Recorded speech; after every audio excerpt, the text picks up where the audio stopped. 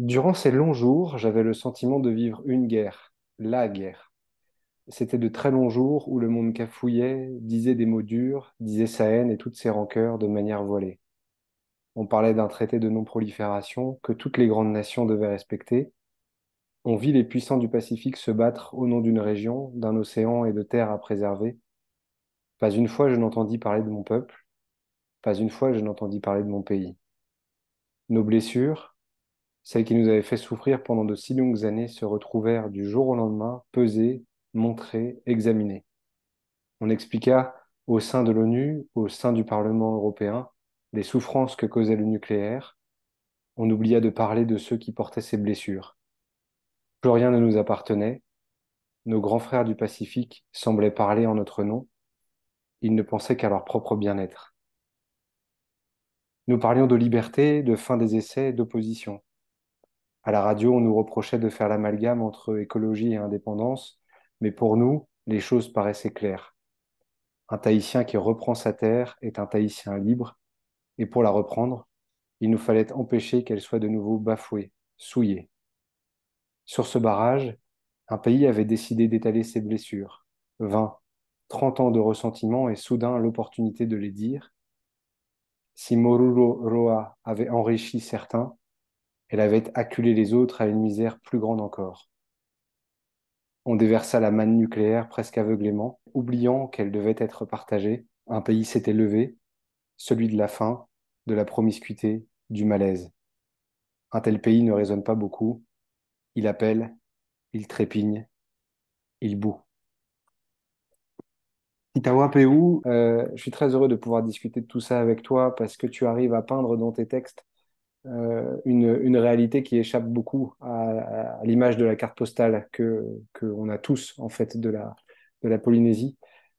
Et puis, euh, et puis donc, tes livres sont très marquants parce qu'ils abordent tous les sujets qui nous intéressent aussi et qu'on essaie d'aborder sur cette chaîne, à savoir eh bien, la liberté, l'indépendance, l'autonomie, l'environnement, l'écologie et, euh, et la technique et l'impact de la technique un peu partout à travers le monde. Et je crois avoir compris que ton pays a été impacté de plein fouet justement à la fois par la colonisation et en général ce qui vient après avec la colonisation, c'est la technologie et le développement industriel.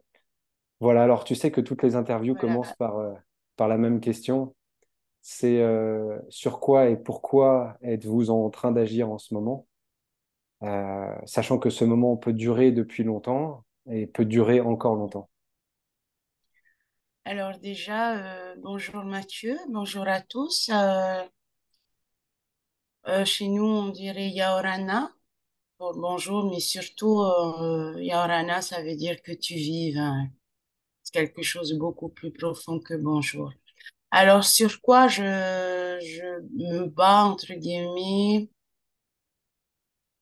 plutôt, qu'est-ce qui m'interpelle depuis que j'écris, ou même avant, c'est vraiment oui, tout simplement les conséquences des essais nucléaires, puisque j'ai été anti-nucléaire depuis mon adolescence et surtout, enfin, je suis pour un monde, enfin, un pays libre institutionnellement, c'est-à-dire indépendant, tout simplement. Je me bats contre la colonisation et sous toutes ses formes, même si aujourd'hui, avec le recul et surtout ce qu'on appelle un peu un principe de réalité, on sait très bien que l'indépendance, ça n'existe pas et que n'existent que des interdépendances. On va, euh, on va rentrer justement dans ces sujets un peu au cœur, mais ce qui m'intéresserait, c'est de connaître un peu plus ton parcours. Est-ce que tu veux bien... Alors, tu en parles évidemment dans tes livres. Il faut pas Oui. non plus tout raconter ce que tu dis dans tes livres, mais je pense que ce serait quand même intéressant parce que tu es une déracinée en fait polynésienne. Tu as commencé à vivre quand même relativement loin de chez toi. Est-ce que tu peux en dire un mot? Alors en fait, je suis ce qu'on appelle fille d'Iliens, de gens qui viennent des îles. Nous n'avons pas de racines à Tahiti même. Ma mère vient des Marquises qui se trouvent au nord de Tahiti, à peu près à 1000 kilomètres. Donc, c'est vraiment des petites îles nichées au nord. Et mon père vient de l'île de Tahaa qui se trouve dans l'archipel des îles sous le vent. Enfin, voilà, je suis issue de parents eux-mêmes qui ont quitté leur pays d'origine, leur île d'origine, pour venir travailler à Tahiti, justement, dans les années 60, mais qui, par la force des choses, se sont retrouvés en Nouvelle-Calédonie pour travailler dans les mines de nickel. Plus précisément, papa a travaillé dans les mines de nickel.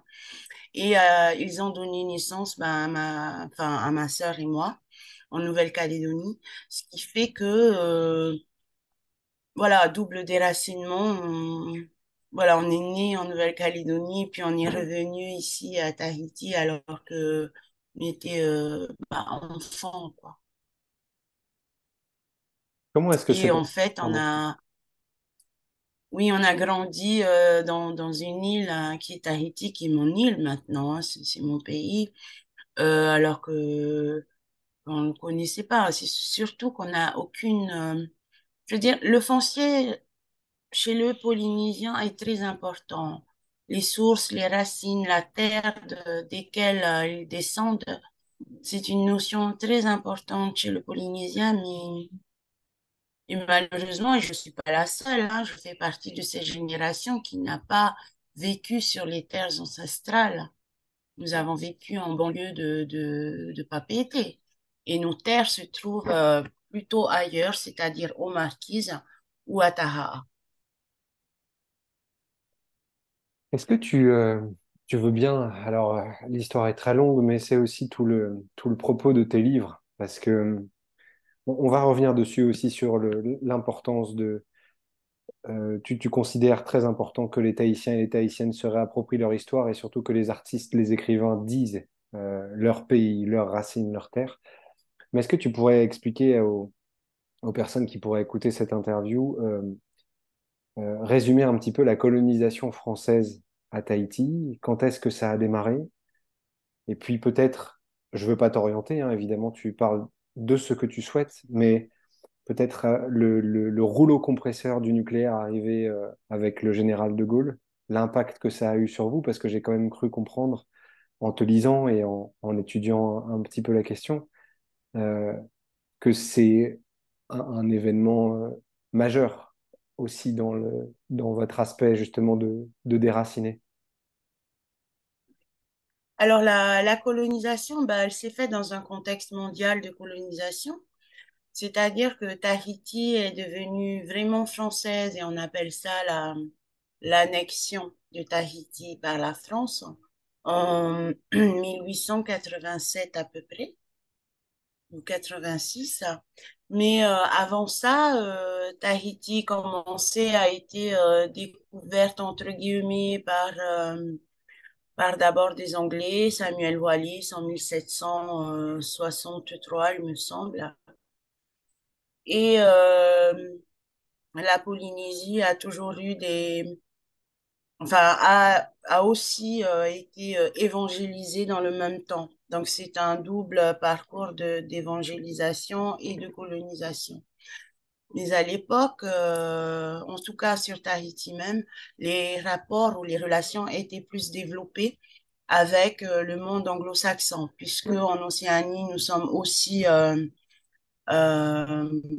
comment dire, entourés d'anciennes colonies anglo-saxonnes comme la Nouvelle-Zélande, l'Australie. Et donc, c'est une époque où il y avait plein d'échanges commerciaux avec ces pays anglo-saxons. Il y avait donc une forte communauté anglaise en Polynésie, à Tahiti.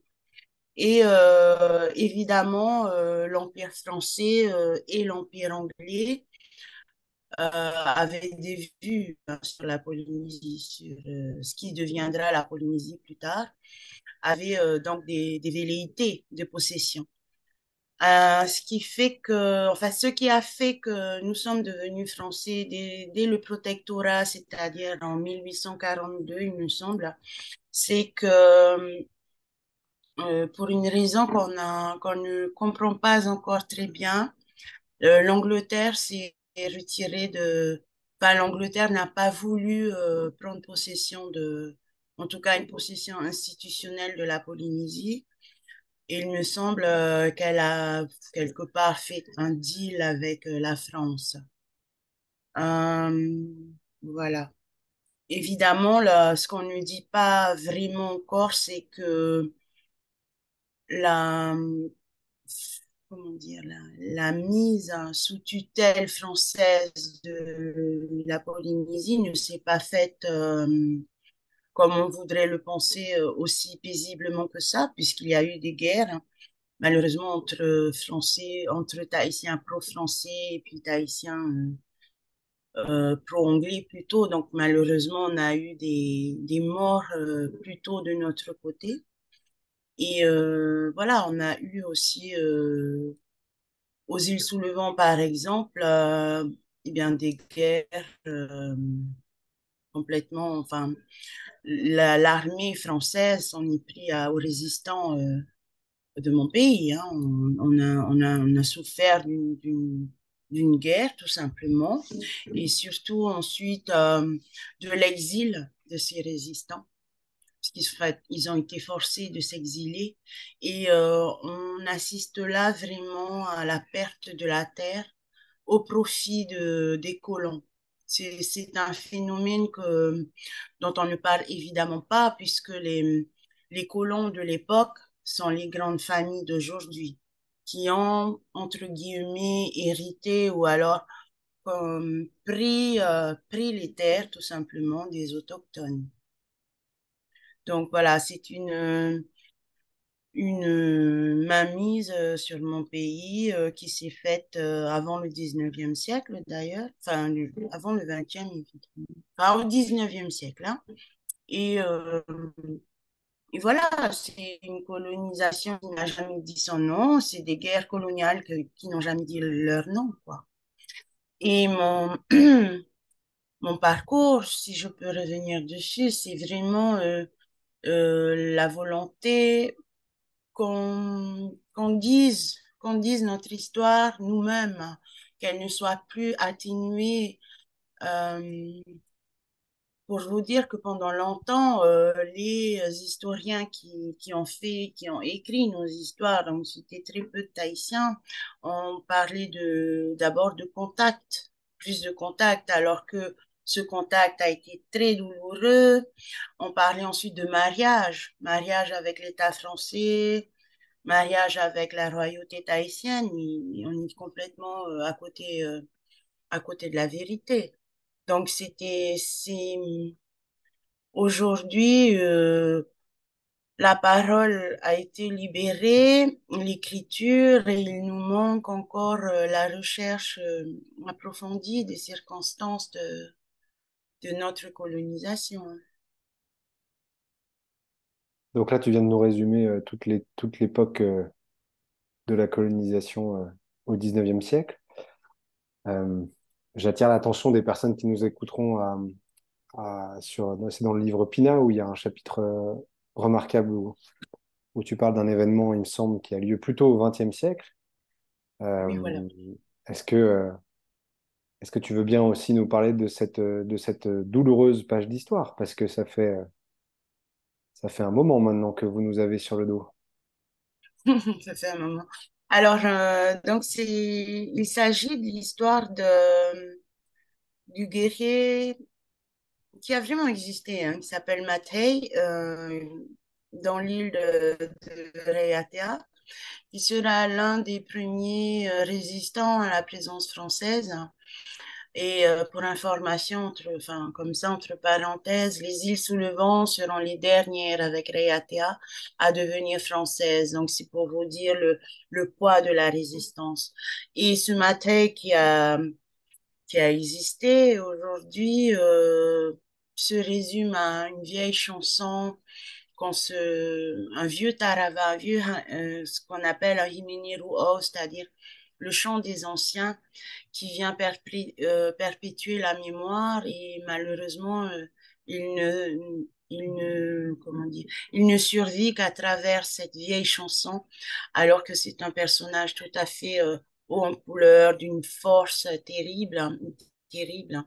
Et on dit souvent que ce Mattei avait deux cœurs, en tout cas dans la tradition populaire.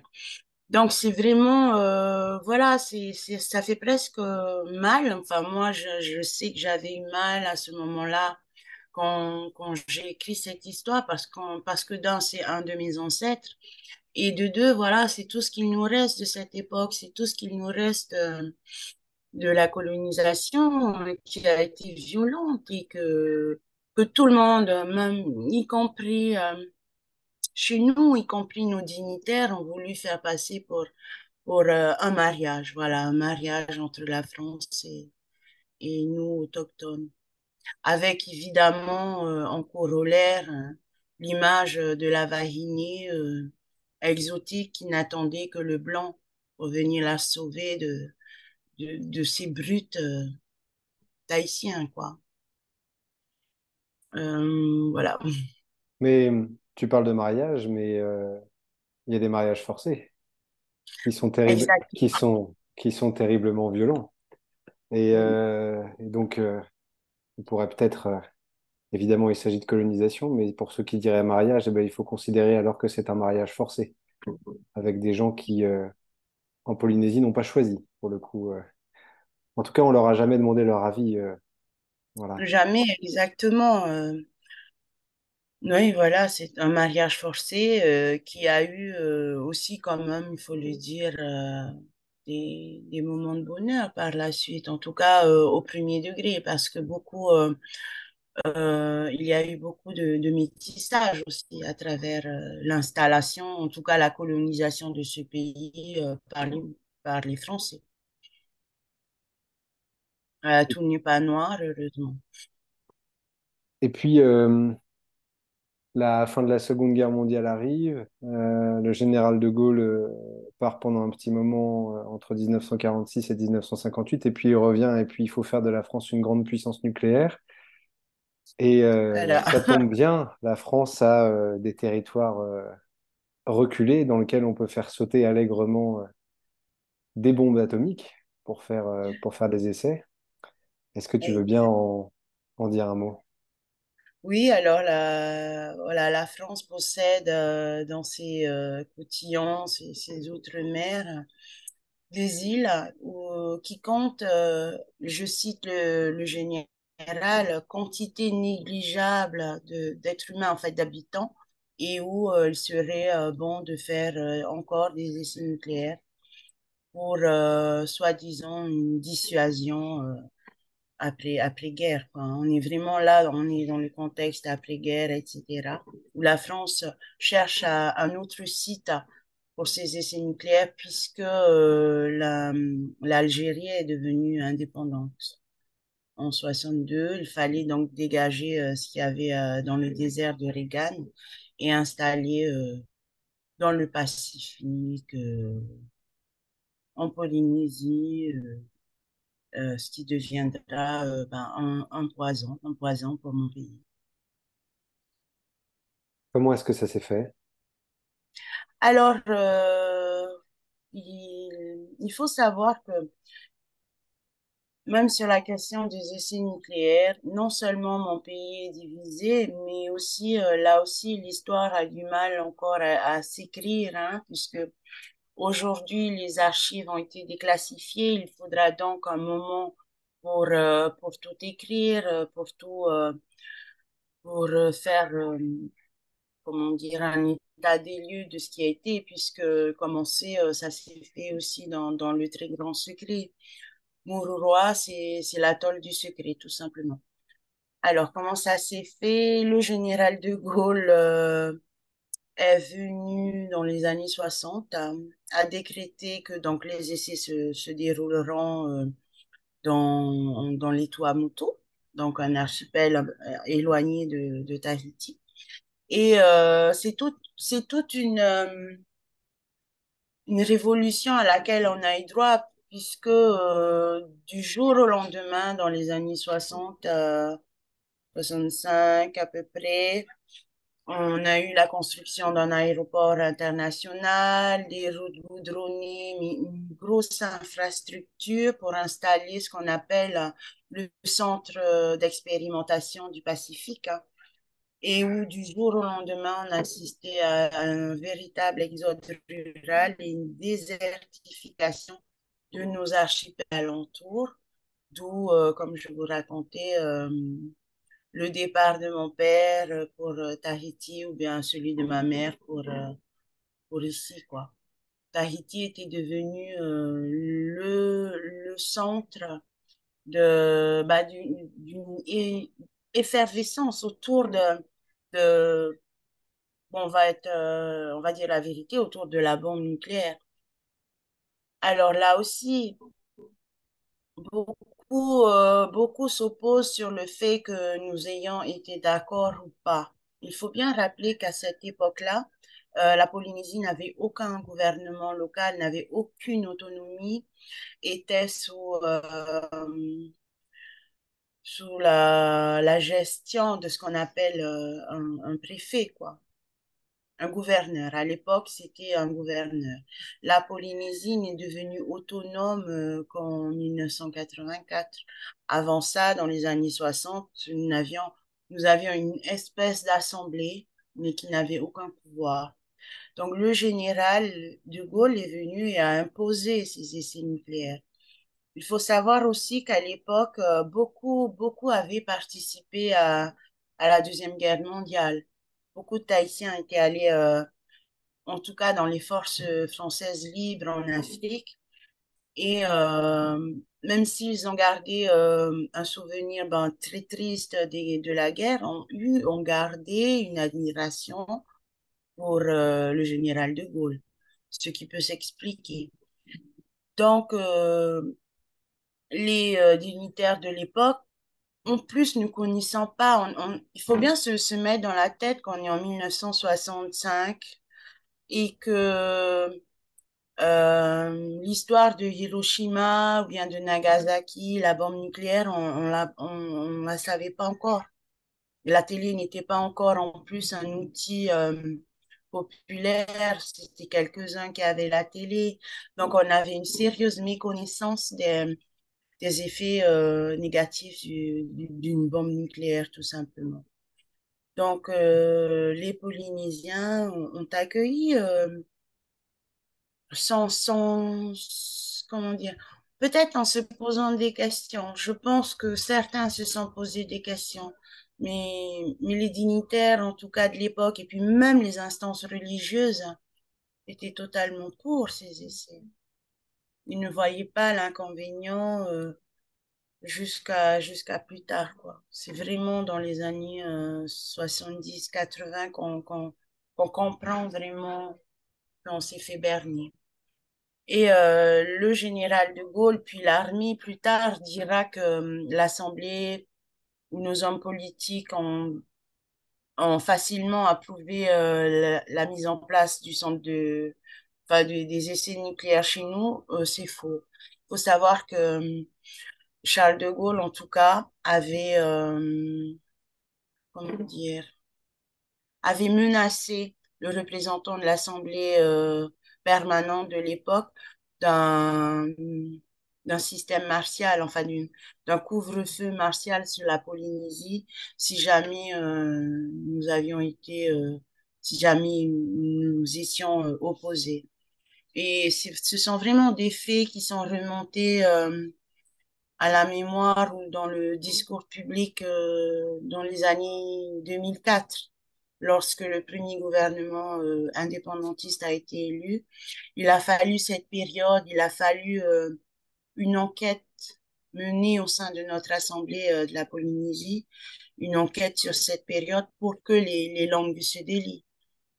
Parce que oui, nous avions été menacés ben, de voir l'armée prendre les rênes de notre pays à cette époque. Donc le premier essai, c'est en 1966. 66, On exactement. évacue, on évacue Mororua. On dit aux habitants qu'ils pourraient vivre à portée des l'onde radioactive, de ne pas boire l'eau pendant quelques jours, de se cacher sous les cocotiers. Tu peux détailler hein, tant que tu veux, parce que une fois qu'on commence à plonger un peu là-dedans, on se rend compte que il y a eu 193 essais nucléaires entre 1966 et 1998, c'est ça? C'est le dernier indice? Voilà, en tout, voilà, sans compter la période du moratoire sous, sous Mitterrand. Voilà, il y a quand même une période de moratoire où les essais ont été mis en stand-by. Alors, il faut quand même savoir que Mururoa et Fangataufa avaient déjà été vidés de leurs habitants, hein, puisque l'armée a construit, ben, justement pour cet effet, pour les essais nucléaires, l'armée a construit toutes les infrastructures nécessaires, les polygones de tir, etc. Donc, il n'y avait pas d'habitants, il n'y avait plus d'habitants en 66. Ce sont vraiment les îles alentours qui ont, qui en ont souffert, puisque un premier tir, celui du 2 juillet, par exemple, a vu une trajectoire des retombées qui n'étaient pas du tout prévues et des retombées affectaient l'île de Mangareva, qui se trouve plus au sud. Et là aussi, on peut se douter que rien n'a été fait pour la protection des habitants, où on leur a juste dit ne buvez pas l'eau et où on les a juste parqués dans des abris sommaires, même pas des bunkers, quoi. Alors que les officiels, les militaires et les politiques de l'époque été bien protégés dans les bunkers. Donc voilà, c'est vraiment, comment dire, oui, c'est encore une fois le peuple, enfin les petites gens qui supportent sans le savoir en plus tous ces effets de la bombe, quoi. C'est les déflagrations. Euh, Évidemment, personne n'avait de lunettes adéquates, des choses comme ça. Je sais aussi que dans les autres îles alentours de Mururoa, donc Aho par exemple, qui était une base arrière du CEP au Tuamotu, à Mururoa, pareil, il y a eu 193 essais, des retombées évidemment sur l'île de Ho, et ce qui faisait que le poisson était interdit à la pêche dans le lagon. Euh, L'atoll de Ho, par exemple, recevait des vieilles carcasses de Mururoa, c'est-à-dire, je sais pas, des matériaux, par exemple, évidemment qu'ils étaient irradiés. Et là, beaucoup de gens de Ho, par exemple, devaient les nettoyer avec de l'eau, simplement de l'eau, sans jamais se rendre compte que tout était irradié. Et les conséquences des essais nucléaires, ça a évidemment un impact écologique, environnemental gigantesque, puisque ce sont des fonds marins qui sont Exactement. défoncés, il n'y a pas d'autre mot. Et puis évidemment, bah, il y a des humains, et même si c'est quantité négligeable, bah, cette quantité négligeable, ça représente quand même, je pense, des dizaines de milliers de personnes depuis les premiers essais qui sont victimes des maladies radio-induites. Alors, sur cette chaîne Internet, on a interviewé une victime parmi tant d'autres, Hina Cross, qui elle a une leucémie myéloïde chronique depuis qu'elle a 19 ans. Elle en a 30 aujourd'hui et elle raconte aussi, elle témoigne de toutes les personnes victimes qui ont pu, qui s'allonguent, qui participent à cette immense, immense liste. Euh, Est-ce qu'on a un peu plus d'idées aujourd'hui sur le nombre de personnes victimes de maladies radio-induites? Est-ce qu'on a pu les comptabiliser? J'ai cru comprendre qu'il n'y avait pas encore d'études épidémiologiques solides justement sur ce plan. Est-ce que Est-ce que tu as des informations là-dessus? Oui, non, non, pas du tout, pas plus que toi. Alors, ce qu'il faut savoir, c'est que depuis la mise en place, le vote de la loi Morin sur l'indemnisation vraiment des personnes qui ont été touchées, hein, irradiées, et dont le diagnostic est vraiment sûr à 100%, c'est que c'est seulement à ce moment-là que quand même les anciens travailleurs ou alors leurs enfants, etc., ont tenté de se faire connaître. Parfois, se sont fait connaître et indemniser, parfois non, mais c'est vrai qu'on n'a pas vraiment de données épidémiologiques sur les retombées des essais. On peut pas être sûr à 100%, quoi, faut vraiment, c'est le parcours du combattant pour aller prouver qu'on a eu ce taux, cette dose qui a fait que ça nous a rendu malades. C'est un parcours du combattant et c'est doublement pénalisant pour les anciens travailleurs qui deviennent de plus en plus, qui se raréfient de plus en plus puisqu'ils sont tous ou presque, enfin beaucoup sont décédés. Donc, non, on n'a même pas la chance d'avoir des données précises sur les conséquences sanitaires, en fait. Puis le drame du nucléaire, c'est que ça tue sur du long cours, et ça En tue plus, les sur du long générations aussi cours, suivantes. voilà, et, il faut prendre en compte, voilà, il faut aussi se dire que malheureusement, les études sur les maladies transgénérationnelles n'ont pas encore pu être mises en place. Et j'espère que ça viendra avec le nouveau gouvernement. Il faudra y mettre des moyens, il faudra que l'État aussi paye parce qu'évidemment, je veux dire, qui s'allie paye, hein, je suis désolée. Mais bon, là, évidemment, il va falloir faire un vrai bras de fer avec l'État. L'État qui peine à demander pardon, qui ne demandera jamais pardon, d'ailleurs, je pense pas. Alors que enfin, la volonté de beaucoup de nos gouvernements, beaucoup de nos hommes publics, c'est qu'un jour, non seulement l'État reconnaisse ou indemnise, répare, mais que l'État demande pardon, que ça soit inscrit dans la Constitution française comme l'esclavage a été inscrit. Et pourquoi nous serions oubliés? Alors qu'aujourd'hui encore, on va porter les stigmates et les conséquences de ces essais. Voilà, c'est tout.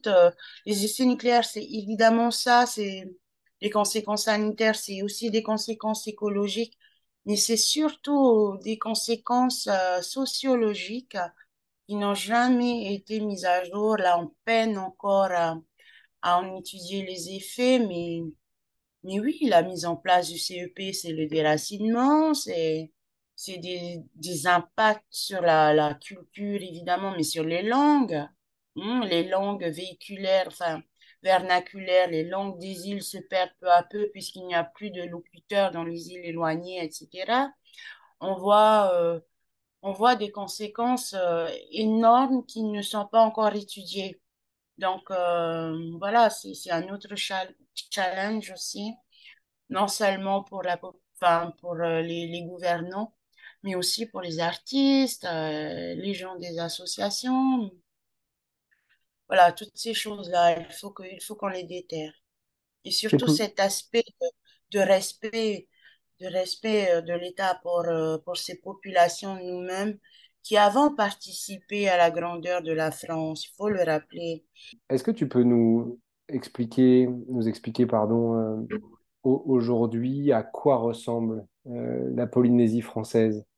Euh, Comment est-ce que tu peux nous expliquer le chômage endémique, le taux de pauvreté? En préparant cette interview, tu m'avais parlé du ticket un peu d'entrée pour acheter une maison juste à peu près décente pour un couple qui aurait un travail. Enfin bref, est-ce que tu peux nous donner un peu quelques illustrations de ce que c'est que vivre aujourd'hui en Polynésie française? Eh bien, ça tombe bien puisqu'hier, je participais à un colloque sur les transformations au sein des familles, donc au sein de la société tahitienne. depuis justement les années 60, depuis le bouleversement du CEP. Euh, Comment parler de mon pays aujourd'hui? Je suis vraiment, comment dire, je suis triste pour la jeunesse. Je suis vraiment malade aussi de toutes ces inégalités qui n'ont fait que se creuser depuis les années 90 à aujourd'hui. Alors, conséquence du colonialisme ou de la globalisation, ou je ne sais quoi, euh, voilà, on assiste à une flambée des prix, mais partout, dans tout. Mais je pense que tous les pays sont touchés. Mais ici, c'est encore plus prégnant puisque c'est un petit pays avec un nombre pas trop élevé de population puisque nous sommes 280 000 habitants maximum. Mais concentré sur une petite île comme Tahiti, nous sommes plus de 180 000 habitants sur Tahiti.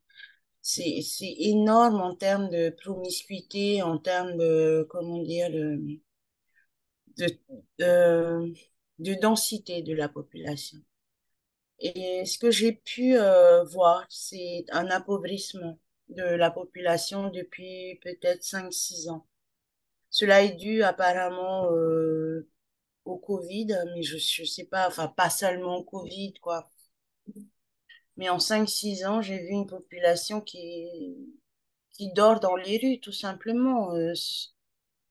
Il y a 5 6 ans, ça se faisait pas. Aujourd'hui, tu as des familles entières qui ont tout perdu, qui n'avaient déjà pas de terre sur Tahiti, puisque comme moi, enfin, elles sont venues de parents qui viennent des îles, etc., qui ont sûrement été connus des accidents qui les ont mis à la rue. Sauf que bah, finalement, la rue à Tahiti, elle n'est pas plus paradisiaque que la rue à Paris, quoi. C'est pas plus facile ici qu'à Paris.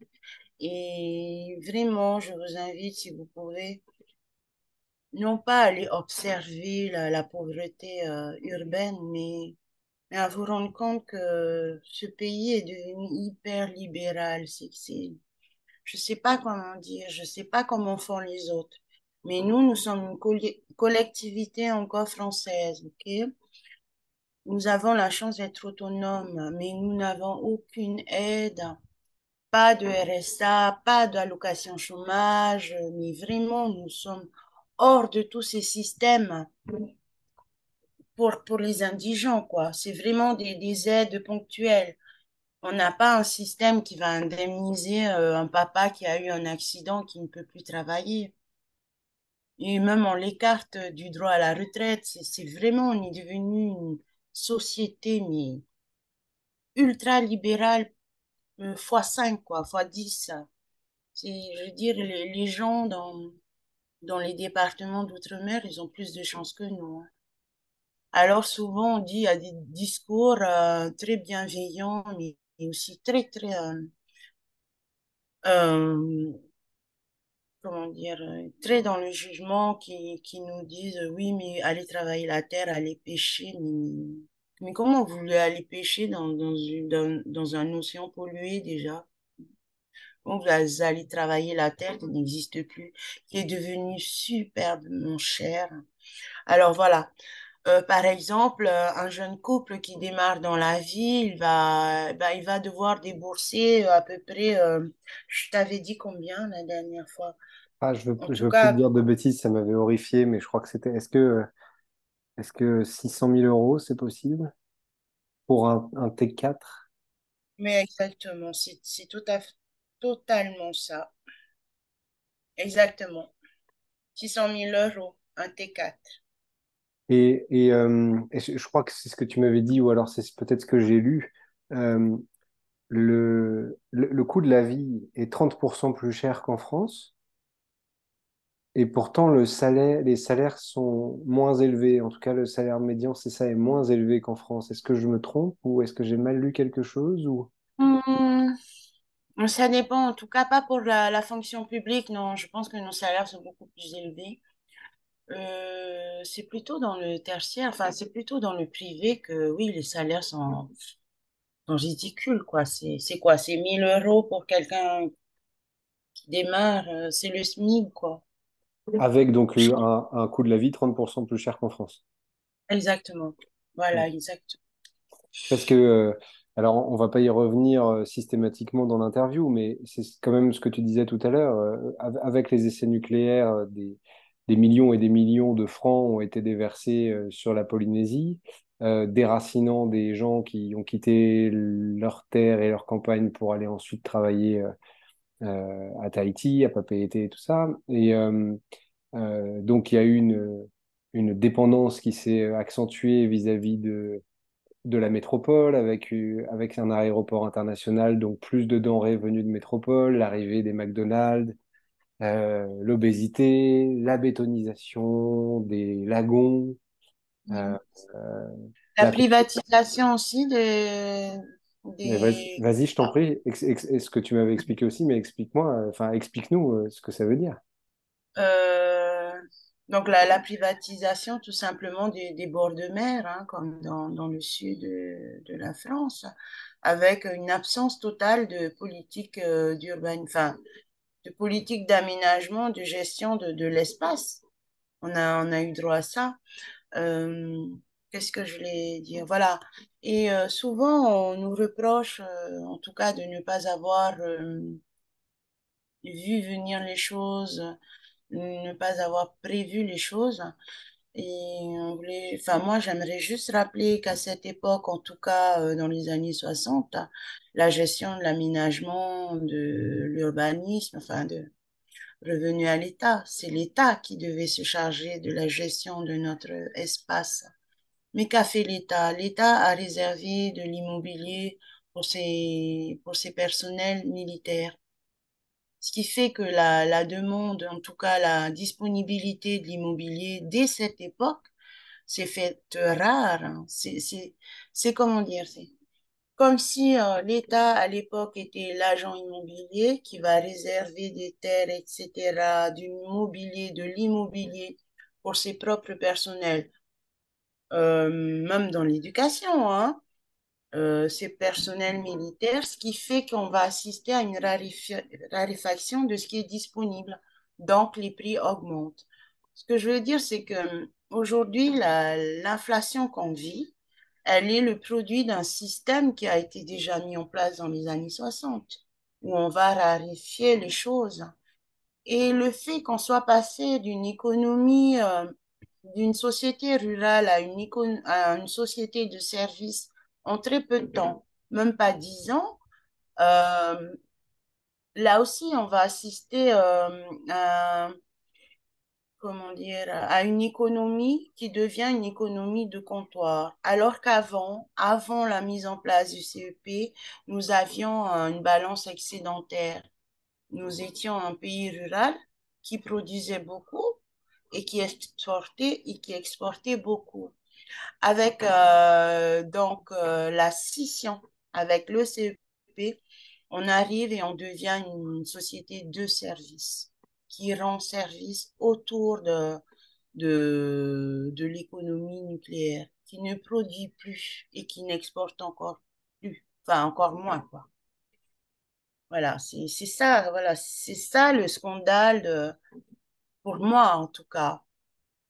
Au-delà du scandale sanitaire, écologique, ça je ne dis pas, c'est très important. Il y a ce scandale de la perte de nos richesses à nous-mêmes, quoi. Nous étions un peuple riche, nous étions un peuple qui exportait. Maintenant, nous sommes devenus un peuple qui subit. Voilà, je trouve que c'est le scandale le plus important de la colonisation et de l'ère nucléaire.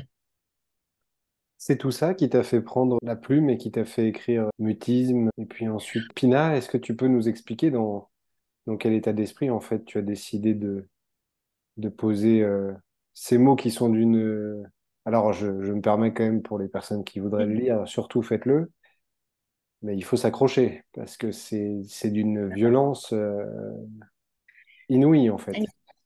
Mm.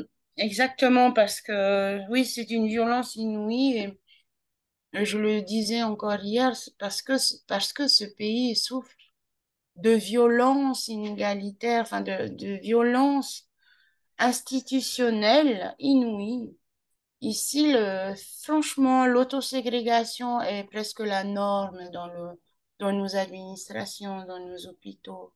C'est pour vous dire à quel point nous nous sommes méprisés nous-mêmes.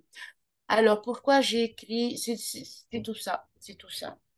Des jeunes, des petites, j'ai assisté ben, aux injustices qu'on faisait à ma mère déjà, puisqu'elle travaillait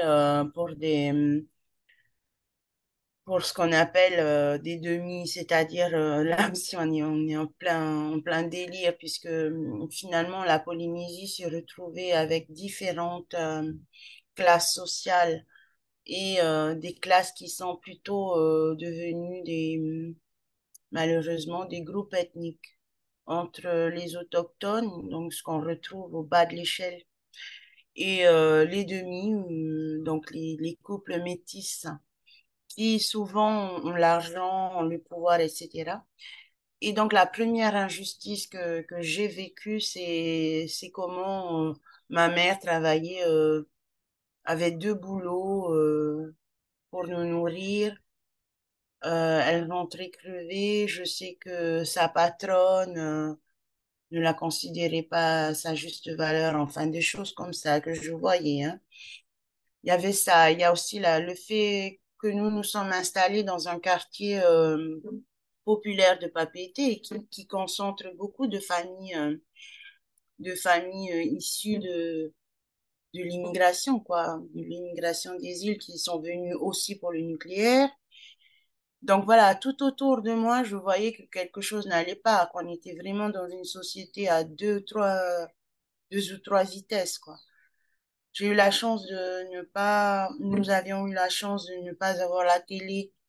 Donc, je lisais beaucoup, j'ai aimé lire.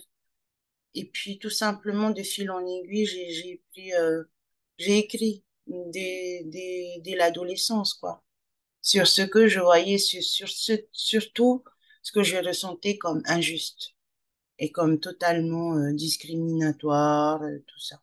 Pourquoi est-ce que tu as décidé de mettre en scène en personnage principal deux jeunes filles? Parce que enfin, pour moi, les personnages de ces deux jeunes filles sont évidemment les symboles de mon pays, quoi, avec ce qu'elle a de plus fragile. C'est vraiment son enfance, c'est vraiment aussi la femme, la jeune fille en devenir, l'enfant, quoi. C'est la symbolisation de nos souffrances à travers ces deux petites filles, quoi. Je voudrais bien qu'on revienne sur le phénomène de l'inceste qui a l'air assez fréquent. En France métropolitaine, nous ne sommes pas du tout indemnes de ça. On sait que 80% des femmes violées ou des jeunes filles violées sont violées dans le cercle familial, mais j'ai quand même l'impression que ce problème-là est prégnant en Polynésie. Est-ce que tu veux bien en dire un mot? Alors malheureusement, je n'ai pas de chiffres à ce sujet et je pense que, enfin, de toute façon, c'est un sujet très difficile à aborder. Je dirais pas que c'est culturel, alors là, jamais. Par contre, ce que je peux dire, c'est que le fait justement de vivre dans une précarité, dans une misère sociale, mais morale, mais aussi sexuelle, hein, finalement, ben, ça ne peut aboutir qu'à ça, je trouve. Et malheureusement, c'est des pays, enfin, c'est des familles où des prédateurs existent, hein. Ils sont malades, hein. On ne les soigne pas et ils s'en prennent à des petites proies, des petites filles, des petits garçons. Et voilà. En tout cas, ce que je veux dire, c'est que c'est tellement lié aussi à une grosse mésestime, un désamour de nous-mêmes dans notre peuple finalement, que plus de repères, voilà, plus de repères, des actes irréversibles. Et surtout cette grosse misère sociale qui fait qu'on est obligé de vivre à 30 ou 40 ou 60 personnes dans un F3, quoi. Dans des bidonvilles aussi. Et ça me révolte. Est-ce que l'élection du parti indépendantiste présidé par Moïse Brotherson, avant ça, c'était Oscar Temaru que j'ai eu moi l'occasion d'interviewer. Je mettrai les liens des interviews en vidéo. Il y a une interview notamment de Moïse Brotherson en 2020 et 2020, je crois, où il parle justement des déchets nucléaires qui sont enfouis et qui sont aussi une bombe à retardement écologique. Si ça intéresse les gens, j'encourage à le lire. Est-ce que l'élection du parti indépendantiste en Polynésie est signe d'espoir pour toi, qui est une indépendantiste qui connaît aussi ce mouvement depuis de nombreuses années? Je dis pour toi et aussi pour les Polynésiens, parce qu'en fait, c'est quand même eux aussi qui ont mis le mouvement indépendantiste au pouvoir. Ben oui, il n'y a aucun doute là-dessus. Nous avions des espoirs, nous avons des espoirs toujours. Nous avons de l'espoir. Par contre, nous attendons aussi les actions ou alors des actes forts, hein, pour dire à l'État, puisque c'est l'interlocuteur principal dans tout ce qui est décolonisation, colonisation, pour dire à l'État, engagez-vous dans une promesse en plus que vous avez aussi signée au sein de l'Organisation des Nations Unies, engagez-vous dans la décolonisation de vos territoires. Donc voilà, on attend. On attend et mais aussi nous sommes conscients des urgences sociales, des urgences climatiques. Alors, je veux bien qu'on soit soumis au principe de réalité, mais quelquefois, il faut aller agiter cette réalité, sinon rien ne se fera. Je veux dire, si Martin Luther King n'avait pas fait sa marche contre les autorités ou au détriment, enfin, contre ce qui était permis, les droits humains n'auraient jamais évolué. Donc, faut être patient. C'est clair qu'il faut être patient, mais en même temps, ne pas non plus vendre son âme au diable, hein. Où sont les urgences aujourd'hui et qui te paraissent abordables politiquement, tu vois, vers quelle urgence, enfin, sur quelle urgence travailler en priorité? En tout cas, nous, pourquoi on a changé de gouvernement, je vais vous le dire, c'est parce que l'urgence était au coût de la vie. Le coût de la vie, comme tu disais, 30 fois plus cher qu'en France, on le vit au quotidien. L'urgence, c'est de reloger ces personnes qui sont à la rue, de trouver du travail à tant de Polynésiens qui sont au chômage. Donc, c'est ça d'abord les urgences. Et on attend, et puis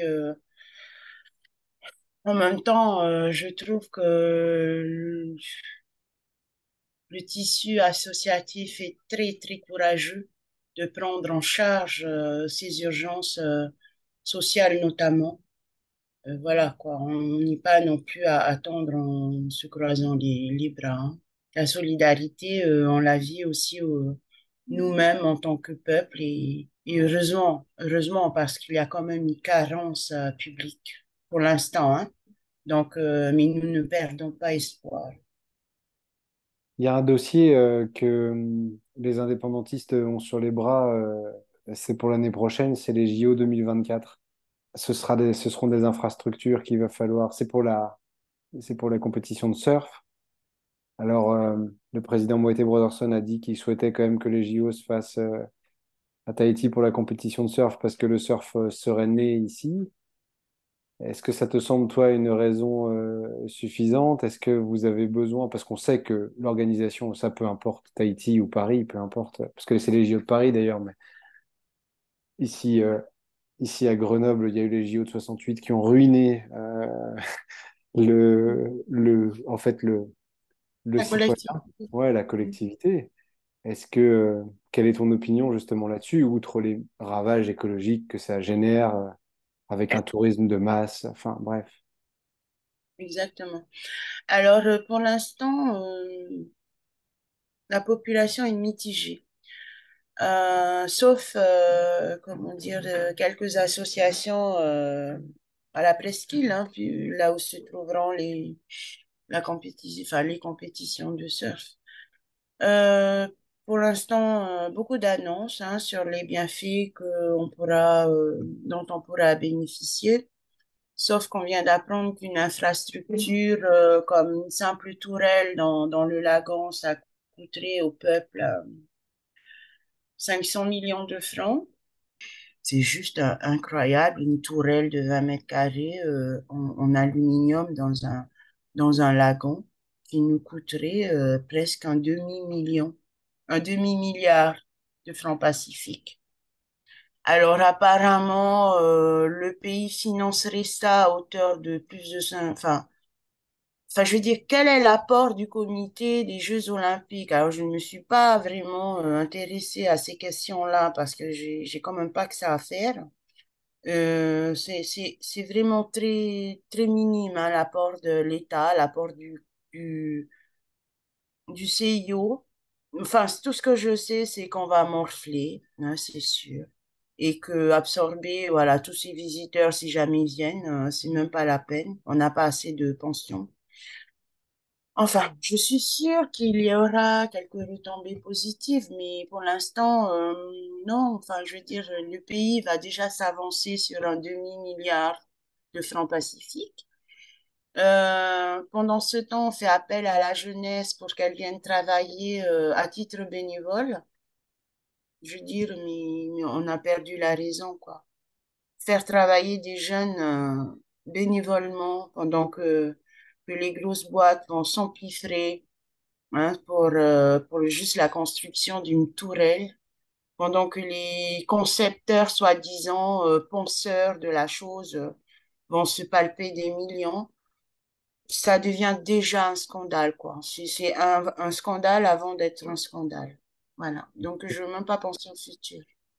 Et comment tu expliques qu'ils veulent maintenir les JO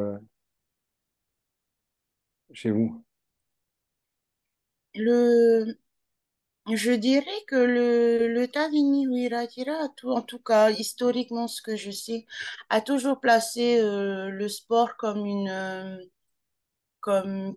niche hein, économique, en tout cas le sport à l'international, comme une niche de développement pour notre pays. Moi, je suis pas contre. Enfin, en tout cas, je sais que traditionnellement, en tout cas, Oscar Timaru a toujours vu la tenue enfin, d'événements mondiaux ici à Tahiti comme une opportunité économique. Après, avec le temps, peut-être que ça a changé, je ne sais pas. Mais c'est sûr que des variables comme aspirer autant de monde en si peu de temps et dans même pas un an, ça sera inquiétant si on s'y met pas dès maintenant, quoi. Mais est-ce que tu penses que vous avez les capacités pour accueillir cette vague de personnes supplémentaires qui va arriver? Parce que le tourisme, si je me trompe pas, quand même, en Polynésie est quand même assez important. J'aimerais bien aussi t'entendre sur cette question-là, parce que le tourisme, c'est aussi, on peut considérer que c'est une forme de colonialisme qui ne dit pas son nom. Qu'est-ce que tu voudrais dire aux personnes qui veulent aller en Polynésie, soit pour faire du tourisme, soit pour s'y installer, des gens de métropole? Le tourisme ne me gêne pas. Ce qui me gêne, c'est l'expatrié qui vient pour faire fortune ou qui n'a pas enfin, je veux dire, qui vient s'enrichir sans rien à donner. Ça me dérange énormément. Aujourd'hui, enfin, à l'époque, en tout cas, on avait plutôt l'habitude de voir des popas, c'est-à-dire des Français, venir s'installer, mais qui étaient médecins, qui avaient un rôle dans notre société. Aujourd'hui, c'est de moins en moins le cas. Et je veux pas faire du racisme économique ou quoi. Aujourd'hui, on n'a pas non plus la crème de la crème, quoi. On a beaucoup de gens irrespectueux qui viennent parfois des banlieues. Enfin bref, voilà, je te fais le topo comme ça vite fait. Je n'ai pas non plus envie de m'étaler là-dessus. Mais pour en revenir au tourisme en général, alors il faut savoir que c'est la première source actuellement de revenus du pays. Sauf que si, moi je pense que si on ne focalise que sur que le tourisme, en oubliant d'autres secteurs, on va se retrouver comme lors du Covid, hein, où tout s'est arrêté, quoi. Le problème ici, c'est qu'on ne pense pas non plus à d'autres niches de développement pour ce pays, enfin, de développer non seulement d'autres niches de développement, mais de développer un autre discours pour l'économie de ce pays. On va aller droit dans le mur. Par exemple, un cas très concret. En Nouvelle-Calédonie, par exemple, on a assisté à beaucoup d'accidents en mer avec des requins qui mangeaient les gens, enfin avec des requins qui interviennent carrément dans le lagon de la Calédonie, à 11 Vata. Et ça, ces problèmes-là ont suffi à stopper net l'industrie du tourisme en Calédonie. Ce que je veux dire, c'est que nous, nous n'avons que cette ressource pour l'instant. Imaginez qu'un jour, vraiment par malchance, on assiste à ça aussi, à peut-être un dérèglement, et puis soudain, les requins, viennent manger des touristes, entre guillemets, ça met fin à toute l'économie de notre pays. Donc, je pense qu'il faudrait revenir à quelque chose de beaucoup plus humain puisque les objectifs fixés par le gouvernement actuel sont de 600 000 touristes par an. On oublie toutes les infrastructures à mettre en place, on oublie qu'on est un très petit pays et que la gestion de l'eau, des eaux usées, la gestion d'un tourisme éco-durable, c'est juste pas possible d'ici à 2024, par exemple. On aime beaucoup annoncer des chiffres ici dans mon pays, hein, 600 000 touristes, etc. Et on ne pense pas à gérer ce qui devra être géré. L'assainissement des eaux usées n'est toujours pas d'actualité dans nos communes. Il y a toujours du tout à l'égout, des choses comme ça, des eaux usées qui se retrouvent dans le lagon. Je veux dire, c'est pas une gestion durable ni d'un pays, ni d'un pays qui voudrait devenir une première destination touristique. On l'a vu aussi sur l'île de Maui à Hawaï récemment, euh, enfin, l'incendie gigantesque qui a détruit la ville, qui a tué au moins une centaine de personnes, il me semble.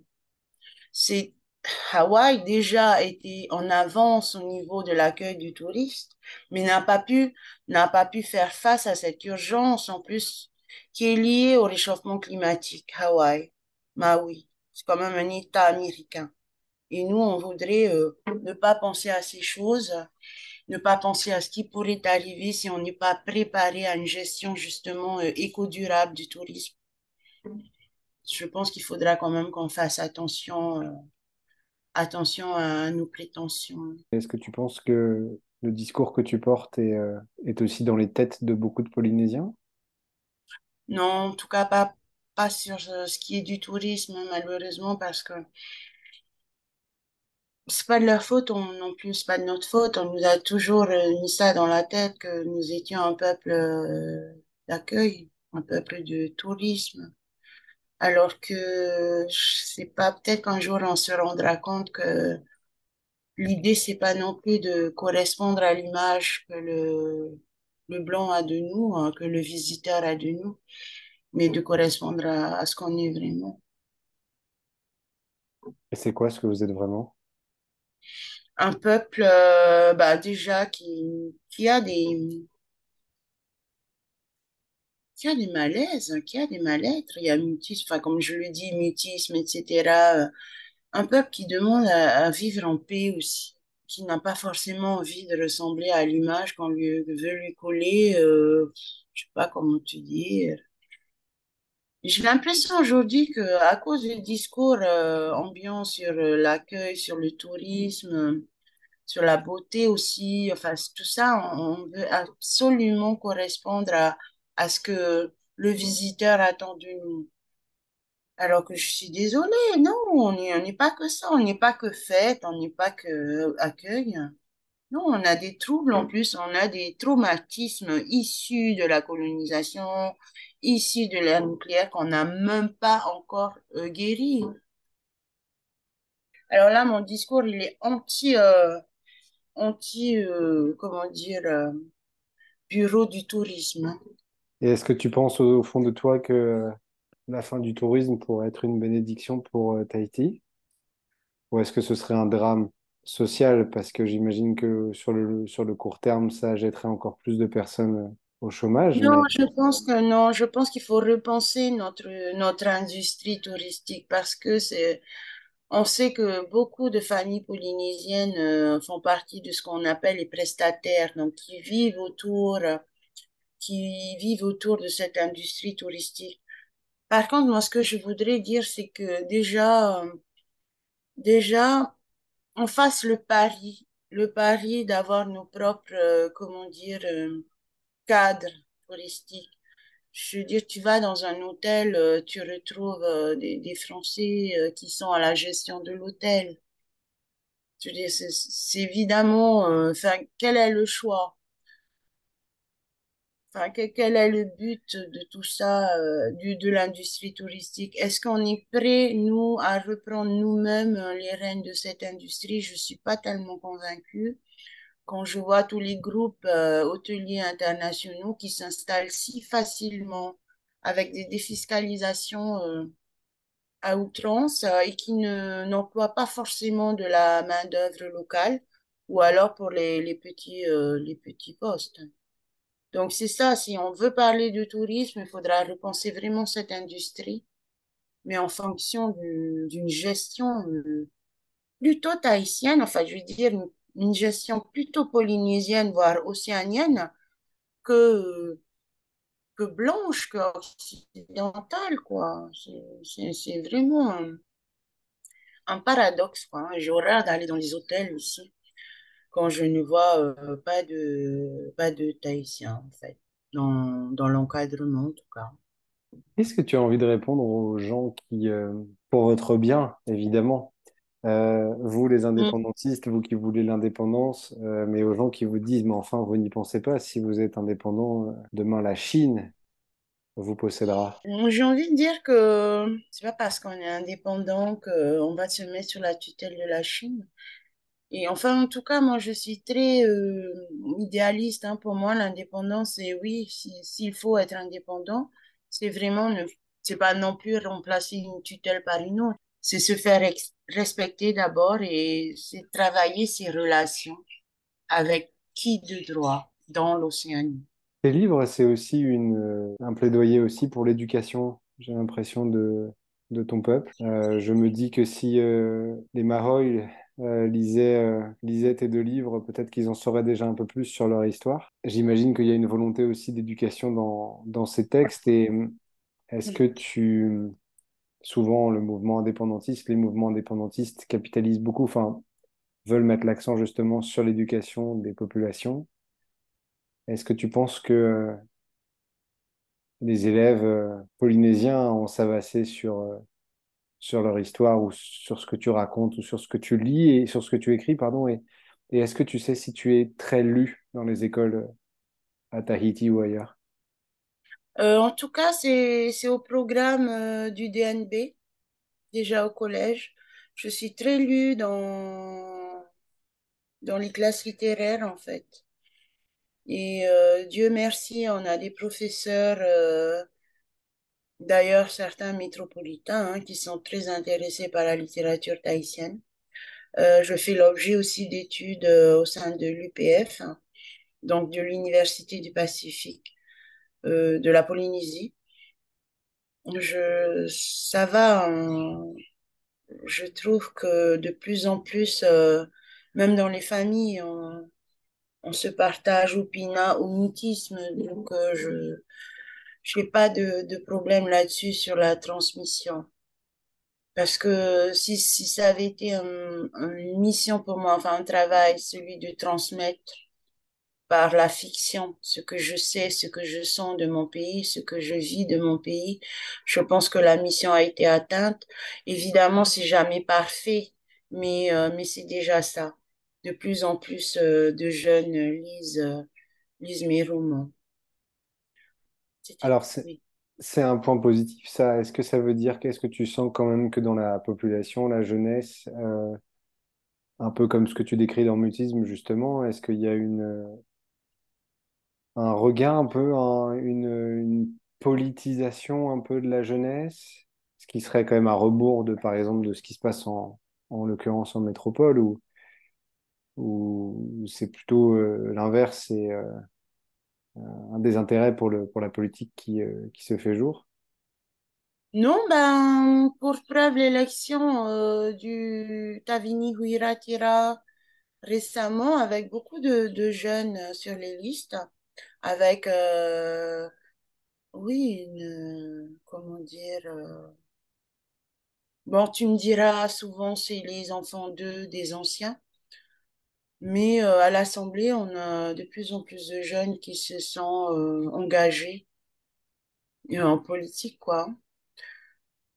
Donc, par contre, je sais pas quel est le degré de leur engagement vraiment pour l'indépendance, quoi. C'est ça. Ce qui me gêne, c'est ça aussi. Mais on a une jeunification du monde politique. Où en est-on aujourd'hui au niveau artistique en Polynésie? Comment se porte l'art en Polynésie? Est-ce que, il y a des plumes intéressantes? Est-ce qu'il y a des chanteurs ou des chanteuses intéressants? Est-ce que tu peux nous faire un petit tour d'horizon justement sur l'état de l'art, comme on dit? Alors, pour ce qui est de l'art, c'est-à-dire des arts plastiques, etc., moi, j'ai bon espoir. Alors, actuellement, je donne des cours au Centre des métiers d'art, le seul qui existe à Tahiti. Et par exemple, ils ont mis en place la licence design art. Et je retrouve là des jeunes passionnés par non seulement le design, mais aussi les richesses culturelles polynésiennes, enfin tout ce qui nous a été transmis à travers la sculpture, à travers oui les arts picturaux. Et là, avec eux, on travaille sur ce qui est de l'écrit. On travaille sur l'écrit, par exemple, comment expliquer ton art, ta façon de voir le monde, ta représentation du monde. Eh bien, je suis très optimiste sur la société qui viendra, sur ces jeunes qui deviendront des adultes, puisque je les sens mais vraiment talentueux dans leur discipline respective. J'ai vraiment le coup de cœur pour des sculpteurs, des sculptures qui n'existaient pas avant, qui n'existaient pas il y a seulement 10 ans. Et non, de ce point de vue-là, j'ai beaucoup d'espoir pour les artistes plasticiens, notamment avec beaucoup de jeunes artistes filles. Et voilà, c'est sympa. Par contre, pour ce qui est de la musique, j'ai l'impression que tout s'est arrêté à Angelo. Angelo, c'était notre premier chanteur. C'est notre rockstar. Il a percé dans les années 90 avec vraiment des chansons très engagées contre le nucléaire, pour l'indépendance. J'ai l'impression que enfin, le monde musical s'est arrêté avec lui. Et pour le reste, non, pas très positive. Je Et, veux dire, ici, en même temps, c'est un pays, je sais pas d'où ça vient.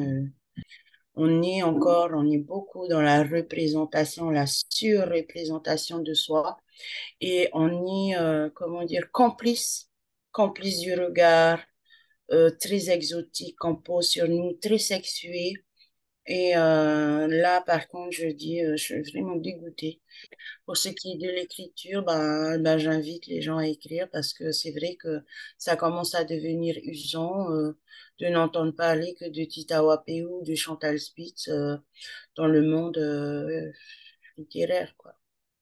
j'invite les jeunes à écrire, ça c'est sûr. Comment se porte le féminisme en Polynésie? Est-ce qu'il y a un féminisme? Est-ce qu'il est balbutiant? Est-ce qu'il existe? Où on en est? Alors là, on est vraiment à Ground Zero, je crois, hein. Il existe des associations féministes, hein, mais on est loin du combat. Enfin, franchement, je sais pas comment vous dire. On en est toujours à la simple revendication. Enfin, on en est toujours, quand on parle de féminisme, on est toujours à ouf, lutter contre les violences conjugales. C'est vrai, c'est bien, c'est bien, c'est bien. Mais on n'en est pas encore à penser un monde, en tout cas, une société tahitienne selon les genres, quoi, une économie genrée. On n'en est pas encore là, on n'en est pas encore à une femme, ça a plus de frais encore, enfin, comment dire, j'aime pas parler comme ça, mais c'est la vérité d'ailleurs. Ça coûte cher, quoi. Enfin, je veux dire, d'être une femme, ça coûte cher sur tous les plans, hein, ici. Et on n'en est pas encore là à la prise en charge des genres à ce niveau-là. Par exemple, il y a encore des inégalités de salaire hein, entre hommes et femmes, en tout cas dans le privé, et ça dérange presque personne, quoi. C'est comme si c'était un fait établi. Très peu, évidemment, très peu d'éducation au féminisme avec un S, hein, tous les féminismes. Et moi, je tente en tout cas à mon petit niveau d'inculquer ce qui peut nous ressembler en tant que femmes tahitiennes, c'est-à-dire les féminismes décoloniaux, c'est-à-dire expliquer toutes ces inégalités en fonction du colonialisme qu'on subit encore. Mais c'est dur, ça entre pas vraiment encore dans les têtes. Et surtout, pour beaucoup, même pour beaucoup de femmes ici, féministes, c'est un gros mot encore, hein. C'est beaucoup de, ah, mais je suis féminine, ah, mais je suis pas féministe, comme si féministe, c'était les parias, c'était les anti-hommes, n'importe quoi. On va arriver au terme de notre interview, Titawa, et la question que je pose à tous les invités, à toutes les invitées, c'est qu'est-ce qui fait que tu continues? Voilà, la question est vraiment très importante, en même temps, elle me fait mal. Pourquoi est-ce que je continue? Mais c'est vrai que j'ai eu la tentation de tout arrêter et de partir d'ailleurs en France m'installer et de ne plus rien avoir à faire avec ce pays. Mais non, non, je disais hier, ça coule dans mes veines. J'écris, ça coule dans mes veines. C'est un cœur erratique qui veut parler encore, qui veut écrire sur le pays, la mère surtout, la mère, maman, la famille, le pays en devenir. Et non, non, alors, j'ai encore plus comment ça s'appelle, de passion aujourd'hui que rien ne bouge dans mon pays. Devenu vraiment un pays de consensus, j'ai envie de dire de guimauve, de tout est bien, alors que c'est faux, ce pays va exploser et moi je suis là parce que je veux pas qu'il explose, je veux pas que les petites gens de mon pays, ceux qui sont à côté du développement, ceux qui sont donnés comme des chiffres dans les régimes sociaux locaux, dans le régime maladie, etc. Je veux pas que mon peuple soit réduit à ça. Et surtout, je veux pas que de nouveau il soit sous une chape de plomb, parce qu'il ne faut pas dire ce qui dérange, et encore plus aujourd'hui que le gouvernement a changé et que la personne de Moïta Broderson est très appréciée, ce qui est bien d'ailleurs, ce qui est très bien. Et moi, je félicite ce changement. Par contre, il faudrait pas non plus qu'on se laisse aller à trop de complaisance. Quand à côté, les gens, ben, mais les gens meurent de solitude aujourd'hui. C'est incroyable, hein. Il y a aussi des féminicides. Il n'y a pas plus tard qu'il y a une semaine, une femme se fait tuer par son mari. Elle vient d'accoucher, son bébé a 1 mois et son mari la tue à coups de bouteilles de tesson de bouteille. Et ça ne scandalise pas plus que ça. Ça ne scandalise pas plus que ça ce pays, cette société. Et voilà, j'ai failli évidemment raccrocher et puis aller me terrer je ne sais où, mais je ne peux pas. Je ne peux pas parce que ce pays, il bat dans mes veines. Est-ce que tu as un projet de livre futur? Est-ce que tu Euh, es en train d'écrire le prochain? Est-ce que tu as déjà écrit le oui, prochain? Est-ce que... oui, alors je suis sur un troisième livre en effet, et ça fait au moins 2 ans que je suis dessus, au moins. Ça s'appelle Disruptive.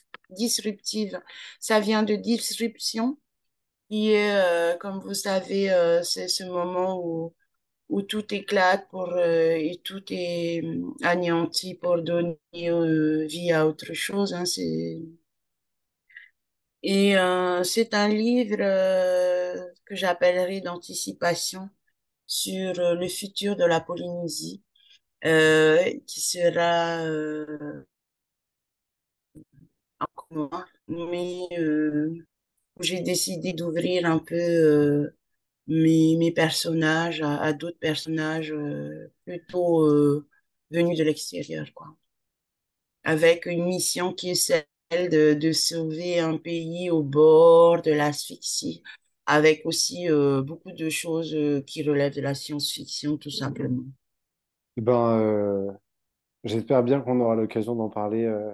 Alors, de vive voix, en face à face, ce serait chouette, physiquement, Oui. parce que là, tu es Mm. en Polynésie et moi en France. Mais sinon, en tout cas, sur ce média, merci beaucoup, Titawa, pour ces livres et tes livres et le temps que tu mets le courage que tu déploies aussi pour parler des thèmes qui te tiennent à cœur et qui nous tiennent aussi Voilà. à cœur sur cette chaîne. Et je sais que plus on en parle, enfin j'imagine que plus on en parle, plus des Français de métropole sauront ce qui se passe et peut-être qu'ils pourront agir un petit peu plus de Mm. façon consciente. Ben, c'est gentil, Mathieu, en tout cas, de m'avoir accueilli aujourd'hui sur ce site. Merci. À bientôt, Titewa. Bientôt.